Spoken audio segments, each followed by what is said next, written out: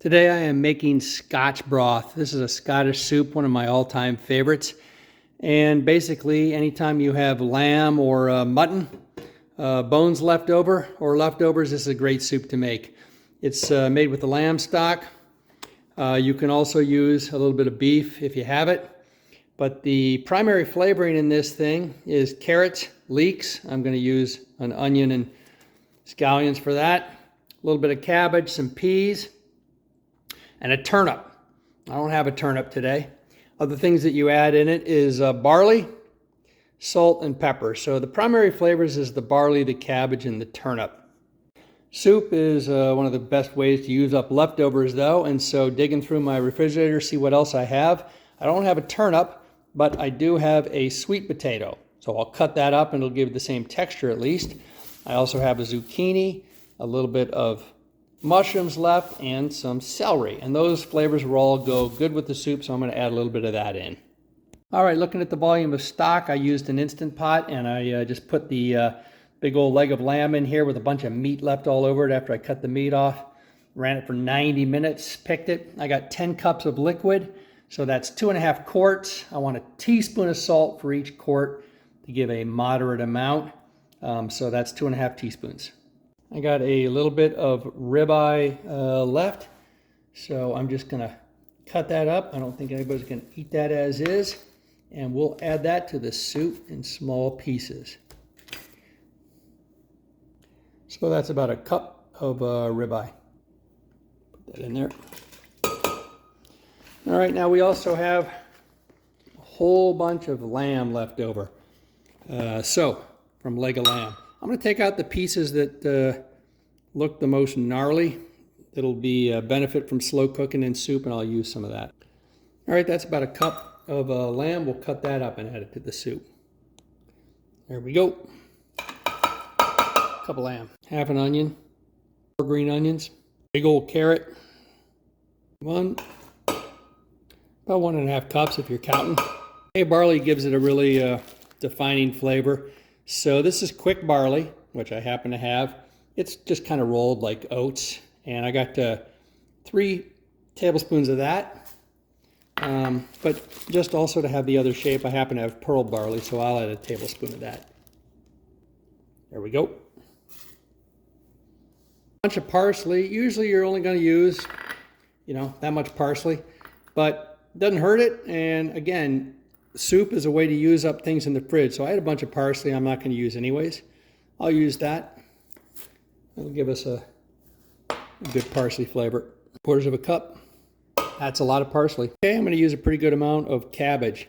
All of these amounts that I'm adding can be cut down to 1/4, really. If you just want a stock kind of a soup, you could just use 2 or 3 leaves. You could just use half of a carrot. You could use a tablespoon of barley. But I want this to be a pretty thick, hearty, lot of vegetables in there. So I'm using a lot. Looks like about 2 cups. Okay, about 1/3 to 1/2 cup of peas. I happen to have these again that I cooked up that were left over from a meal yesterday. So instead of using fresh peas, I'll just put them in there. They'll work just fine. All right, I'll reiterate, 2.5 quarts of liquid.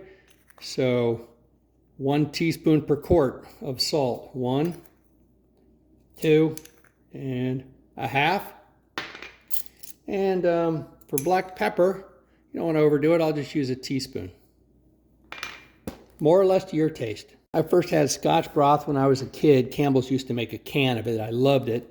And then in 1989, when I lived in England, I got this little Scottish cookbook, and they got a recipe for Scotch broth there.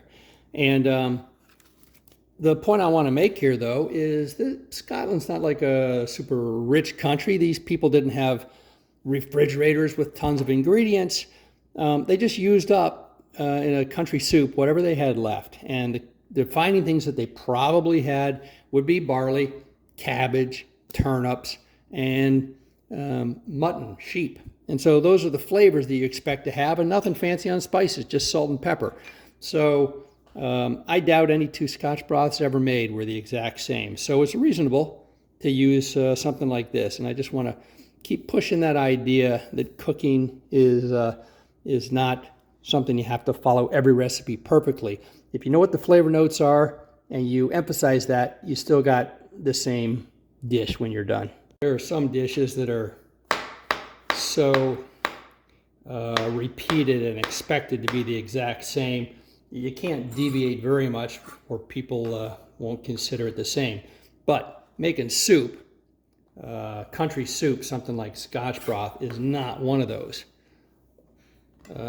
This is something where you just hit the main flavor notes and it's gonna be legal. Zucchini, sticks of celery, and 1 sweet potato. Now I'll probably grab myself a turnip at the store and add it to this soup later because I really like the odd flavor that turnip gives it. But this is what I got for now, so we'll cook it this way. All right, into the Instant Pot. It's just a pressure cooker. I love these things. And you could cook this like just regular soup, low pressure. But unfortunately, I feel like the temperature control on Instant Pots is not good for regular soup. It boils over and you get water out. So I still cook this under high pressure, but I'll just do 5 or 10 minutes. So there we go, 10 minutes, high pressure. Those are the only 2 controls on an Instant Pot, really. All these pre-made buttons, all you're doing is selecting high or low pressure, which is just, do I open or close that, and a time. There's nothing else.